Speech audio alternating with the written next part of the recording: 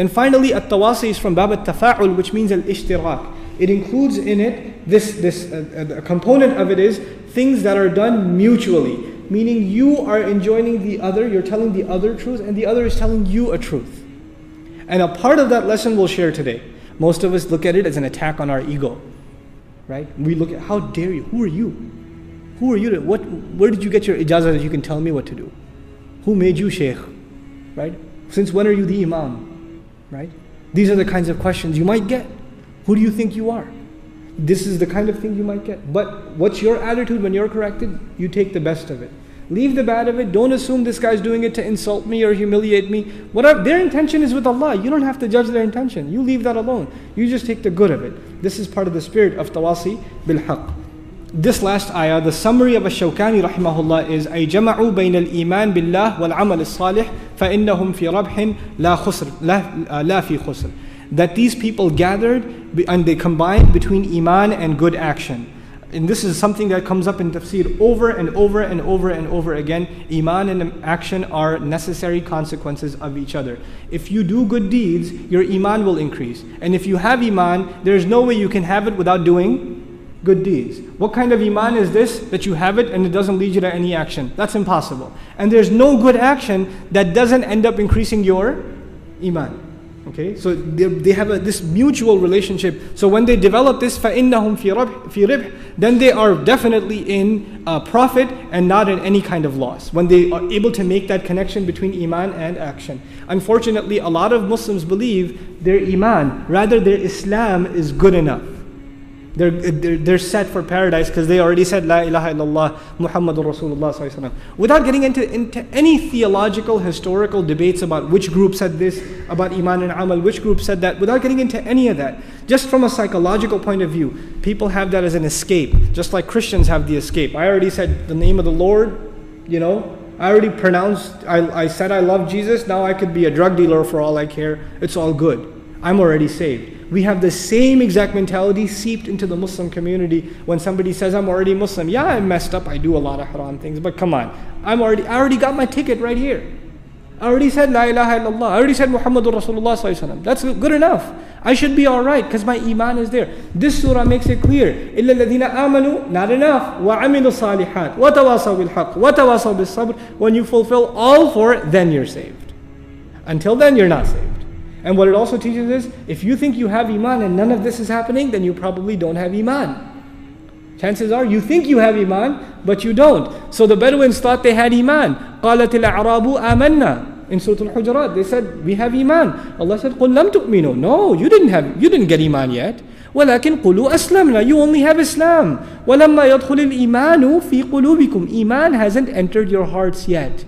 And what is the proof that iman hasn't entered your hearts yet? وَإِن تُطِيعُوا اللَّهَ وَرَسُولَهُ. If you obey Allah and His Messenger, doesn't action get mentioned?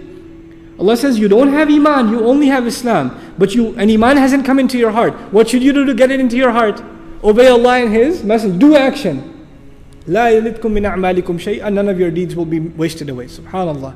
These are the combination of these two things. A couple of notes left, inshallah. In the next 5 minutes we'll be done. I'll just read through them quickly. As Zamakhshari comments when it comes to tawasaw bil haqq, in the explaining al-haqq, he says Tawheed includes Tawheed, includes obedience to Allah and His Messenger. It includes being distanced from worldly ambition and inclination towards the hereafter. Ash-Shawkani, when he talks about Tawasi bil haqq, he says, وَصَّى بَعْضُهُمْ بَعْضًا بِالْحَقِّ الَّذِي يَحِقُّ الْقِيَامِ بِهِ. They enjoin to each other, exhort each other, advise each other with the truth that deserves to be established. Meaning they give each other advice that should be implemented. Qatada says, بِالْحَقِّ أي بِالْقُرْآنِ. Beautiful. Qatada rahimahullah says, when they give each other the best counsel to the truth, the word truth, he says the truth here means the Qur'an. They give each other ayat of Qur'an full of love and affection and concern for the other. So we remind each other through the ayat of Allah. May Allah include this gathering in that. And then ay bil Qur'an wa qila bit tawheed, and it's also said they remind each other with tawheed. Wal haml ala al umum al ula, and most people understand it to the first meaning any good, any truth that deserves to be established and to be lived by. Ibn Kathir rahimahullah says, الَّذِينَ آمَنُوا بِقُلُوبِهِمْ, those who truly believed with their hearts, وَعَمِلُوا الصَّالِحَاتِ بِجَوَارِحِهِمْ, and they did good deeds with all of their limbs, meaning once their heart was submitted, their entire body submitted by good deeds. وَتَوَاصَوْا بِالْحَقِّ وَهُوَ أَدَاءُ الطَّاعَاتِ, and they enjoined and exhorted each other to the truth, and this is giving of and executing all the acts of obedience. وَتَرْكُ الْمُحَرَّمَاتِ, and to abandon all the things that are haram. وَتَوَاصَوْا بِالصَّبْرِ أي على المصائب والأقدار, and they exhorted each other to perseverance, meaning against all kinds of calamities and all kinds of situations that they find themselves in. And telling each other about the truth is a good thing. So why mention good things and then mention one of them? This is al-khas ba'd al-'am. This is a special good deed after the general, the one of which is of most importance, or the one easiest forgotten. This came up before. That's what he's mentioning. لِأَنَّهُ دَاخِلْ فِي عَمَلِ الصَّالِحَاتِ, because it is included in the good deeds. عَلَى مَا يَبْلُ اللَّهُ بِهِ عِبَادَهُ عن المعاصي. Zamakhshari comments in Tawasi bil Sabr, this is sabr over whatever Allah tests his slave with, and also sabr and not falling into temptation, in disobedience. In other words, the believer will be put into times of temptation. He'll be seduced into getting into things. His greed might take over him. His temptation might take over him. And at that point he has to have sabr to not fall into those things. May Allah protect us from falling into disobedience. And then finally on the sequence, وَجَعَلَ التَّوَاصِي بِالصَّبْرِ قَرِينًا لِلتَّوَاصِي بِالْحَقِّ دَلِيلٌ عَلَى عَظِيمِ قَدْرِهِ. Allah puts sabr at the end and haqq first as an evidence of the power of enjoining the truth, that it's more powerful and more important.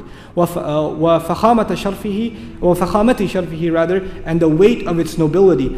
وَمَزِيدُ ثَوَابِ الصَّابِرِينَ عَلَى مَا يَحِقُّ الصَّبْرَ عَلَيْهِ. This is, Tawasi bil haqq, what he is saying in this ayah now, Shanqiti rahimahullah is saying, as-sabirin are those who, whenever the situation comes that demands patience, they execute it. There's one thing to encourage each other to be patient, it's another thing to be patient when it's time to be patient. We lose our patience, and when somebody says, you need to be patient right now. No, this is not the time to be patient. I know I should be, but you don't understand, this is a special case. Right? Every time you need to be patient, you say, I have a special case exception. Right? This is exactly what a person who doesn't have sabr does. Whenever the advice is given, they say, I know that's the advice, but I have an exceptional situation. I know I should have sabr, but not right now. This is good advice. I know it's in the Quran, but not for me, not for right now. But that's the attitude we have to get rid of. All the advice of this book is for me right now. There's never a time when it doesn't apply. And when you start thinking like that selectively, then these things become useless. This advice is useless. Because when you need it the most is when you abandon it. When does the advice to have sabr become important? When you're losing your temper, when you're tempted, when you're going to fall into disobedience. That's when it's important. When you're sitting in a gathering of good people, I should be patient. Yeah, I should be patient. That's not an accomplishment. That's not an accomplishment, you see.